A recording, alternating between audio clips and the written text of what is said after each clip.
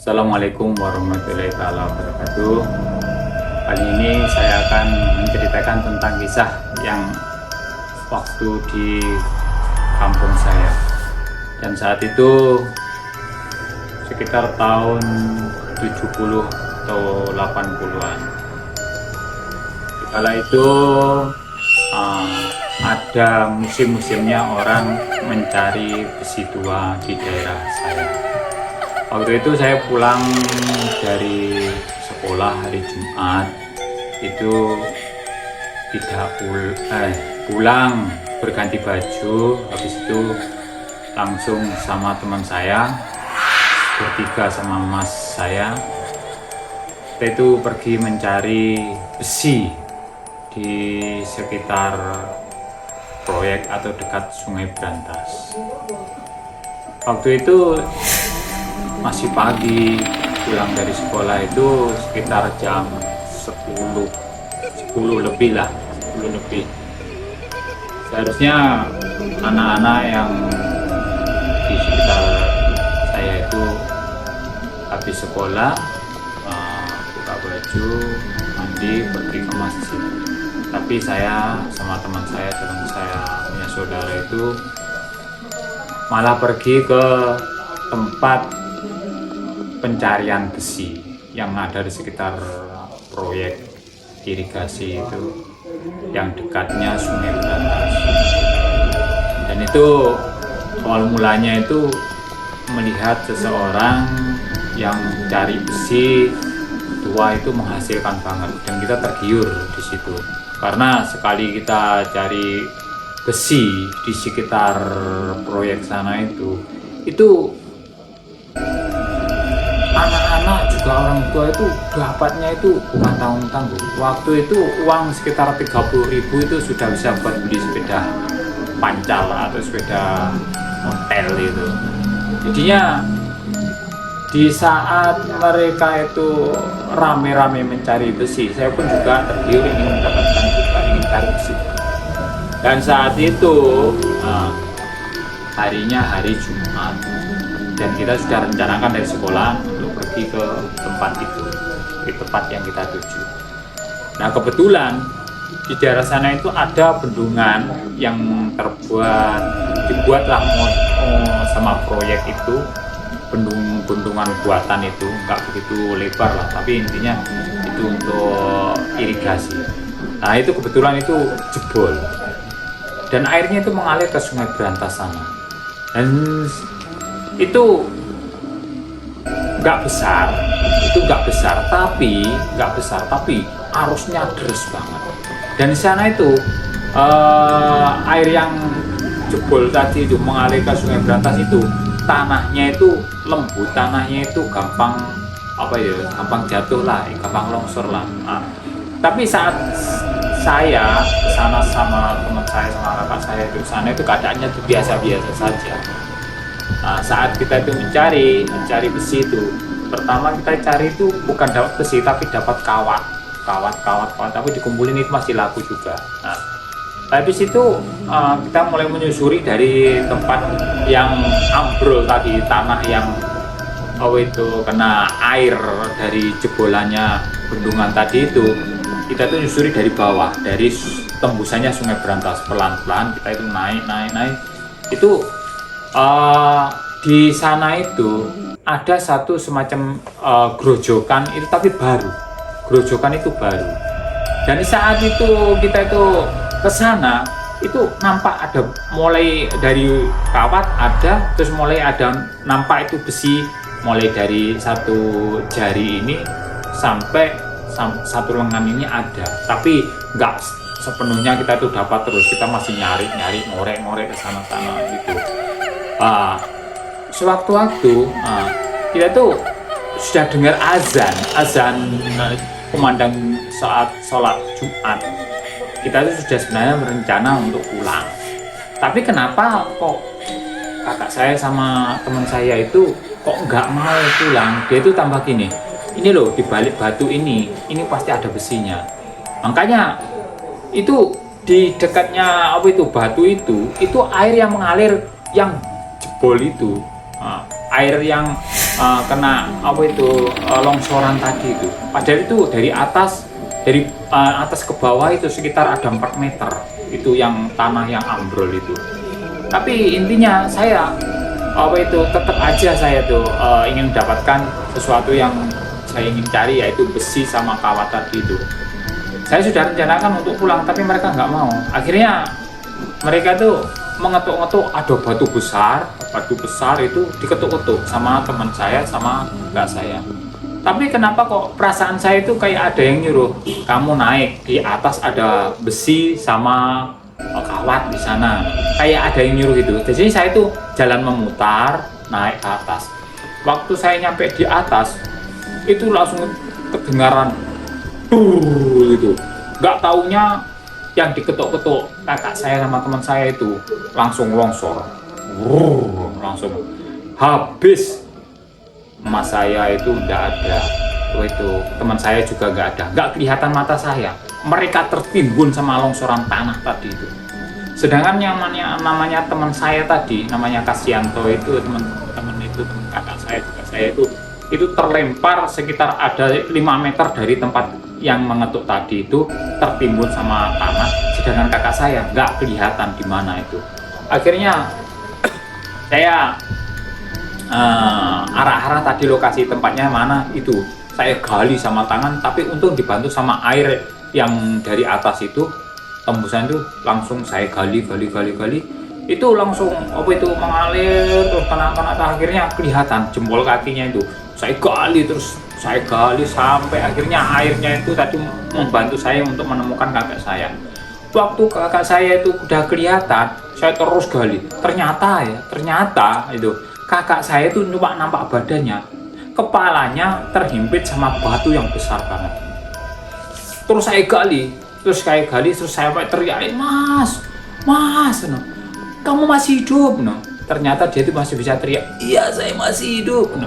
Akhirnya saya terus gali, terus teman saya yang terlempar itu bangun, dia lari nyari kakak saya dan membantu saya untuk mengangkat batu itu, tapi tidak mampu, berdua tidak mampu. Akhirnya teman saya itu naik ke atas langsung cari bantuan, tolong. Akhirnya datang orang dewasa 2, akhirnya membantu angkat batu itu.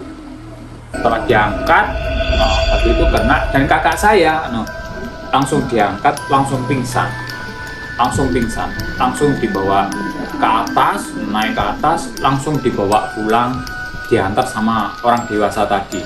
Waktu diantar kakak saya diantar pulang itu kakak saya udah keadaan pingsan.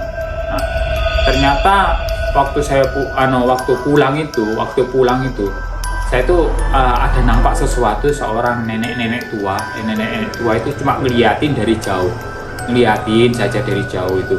Nenek tua itu nggak tahu lah siapa, saya juga nggak kenal itu, nggak tahu, cuma ngeliatin. Waktu saya habis itu baru perasaan saya baru setelah kejadian itu kakak saya sudah keluar dari tempat itu, baru saya nampak ada seorang nenek yang ngeliatin saya.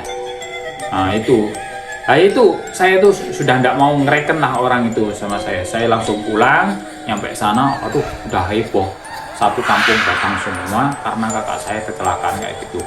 Di dagunya sini luka, di sininya luka, tapi untungnya kepala kok nggak pecah. Itu aja, kepalanya nggak pecah. Andai kan pecah udah habis lah, mungkin otaknya berhamburan, tapi alhamdulillah tidak pecah. Tapi tidak, cuma luka di bagian belakang kuping, di dagu, sama di dahi ini nggak banyak. Padahal waktu tertindih sama batu itu keadaannya itu terlentang dan batu itu ada di mukanya. Loh kenapa kok mukanya itu nggak rusak, mukanya nggak hancur itu, padahal dihimpit sama batu itu. Tapi yang luka itu cuma belakang kuping sama dagunya ini. Dan itu habis kejadian itu pulang. Nah, malamnya itu kakak saya datangin oleh seorang perempuan yang saya lihat itu. Bahwasanya perempuan itu ingin ikut kakak saya. Nah, tapi waktu itu tahun 70-an itu masih ada SDSB. SDSB itu sumbangan dana sosial berhadiah itu. Itu waktu zamannya Pak Harto, itu SDSB itu semacam togel itu yang disahkan oleh negara. Itu tidak apa-apa. Nah waktu itu kakak saya selalu bermimpi yang aneh-aneh. Nah waktu mimpi itu diceritakan kepada bapak saya, ke nenek saya. Nenek saya bercerita kepada tetangga. Tetangga pikirannya langsung ke nomor. Nah, kenapa kalau diceritakan ke tetangga nomor itu langsung tembus langsungan. Langsung orang itu dapat uang dari SDSB tadi itu. Dan semenjak itu banyak orang yang dengar bahwasanya kakak saya itu seperti ahli nujum dadaan. Banyak orang berdatangan ke rumah itu untuk bukan menyaksikan saja, tapi minta nomor. Lucunya itu minta nomor. Jadinya kakak saya setiap hari itu kedatangan tamu bukan dari desa saja, sampai luar desa datang ke sana semua. Datang semua. Saya hanya mendengarkan ceritanya tadi malam mimpi apa gitu. Dan setelah itu waktu mimpi itu selalu herannya orang daerah yang mendengarkan atau orang luar itu yang mendengarkan, dia itu caranya mengolahnya itu tahu. Sedangkan orang yang di rumah kita, keluarga kita, mengolahnya nggak tahu. Orang lain selalu dapat. Di keluarga kita untuk beli dan membeli nomor itu nggak dapat. Tapi orang luar, dari luar keluarga kita, itu mimpi itu dikelola, diolah sedemikian rupa. Jadinya mereka itu dapat semua, bukan dari keluarga kita, tapi dari orang-orang yang tanya, yang dengar itu mereka bisa dapat semua. Semenjak kejadian itu loh, semenjak kejadian kakak saya kena longsoran itu, dia itu mempunyai keanehan, yaitu seperti ahli nujum. Dia itu sekali mimpi diceritakan ke orang, dan itu dibeli nomornya itu togelnya itu atau SDSB-nya itu, dapat orang itu dari rumah kita itu. Nggak ada yang dapat, keluarga gitu nggak ada yang dapat, tapi orang luar rumah kita atau orang yang tanya ke sana itu semuanya dapat, tak terkecuali semuanya dapat, kecuali keluarga kita nggak dapat sama sekali. Itu bukan 1-2 hari, sampai berminggu, berbulan, sampai waktu kakak saya itu di sekolahan itu sudah sembuh ya, sudah sembuh dari sakitnya itu, sudah bisa bersekolah. Itu sampai ditungguin di luar sekolah, itu banyak yang nungguin seperti dukun itu kan gitu, seperti dukun. Jadinya kakak saya itu sekali menceritakan itu, sampai orang itu memberikan iming-iming atau memberikan uang. Waktu itu uang Rp50 itu berharga, sangat berharga banget. Jadi kasih Rp50 sudah seneng banget itu, apalagi sampai dikasih uang sebesar 100 sampai 200 perak itu, wah besar banget itu. Tahun 70-80 uang itu sangat berharga banget. Jadi selama berbulan-bulan tuh hampir sekitar 6 bulan itu kejadian itu terus menerus kayak gitu. Tapi herannya itu dari keluarga kita itu nggak pernah mendapatkan sepeser pun uang untuk uang dari perjudian atau SDSB tadi, itu nggak pernah dapat. Tapi kalau orang luar daerah kita atau orang di luar rumah kita, bukan keluarga kita, itu selalu dapat. Dan semenjak itu ada paman saya itu juga jengkel sama itu yang ngikutin kakak saya itu, sampai bilang gini, sekiranya kamu nggak pernah ngasih keluarga saya atau nggak pernah ngasih saya, alangkah lebih baiknya kamu keluar dari tubuh ini, keluarlah kamu, jangan ganggu keluarga ini, karena kamu tidak memberikan nomor sama saya dan keluarga saya. Paman saya itu lucu juga, kenapa kok harus meminta pada itu makhluk itu? Sebenarnya itu kan cuma sekedar macam hiburan menurut saya, tapi karena mereka itu sudah banyak yang dapat, dan yang dapat itu bukan tanggung-tanggung. Waktu itu kita dapat uang 1 juta itu, sudah itu bisa buat beli sapi, itu udah beli sapi bukan 1 tapi beli sapi 2, itu udah laki perempuan udah dapat itu. Orang segitu tuh begitu besar uangnya segitu itu. Jadi semenjak itu paman saya mulai nggak mau sama makhluk itu. Terus dia bilang, udah cukup dulu, kamu sekian dulu, kamu nggak usah ada di sini. Nah, semenjak itulah perlahan-lahan mas saya itu mulai nggak ada kemampuan itu, dan perlahan-lahan orang itu mulai meninggalkan. Akhirnya wajar seperti normal di kala. Nah, sekiranya cukup sekian dulu cerita saya. Assalamualaikum warahmatullahi wabarakatuh.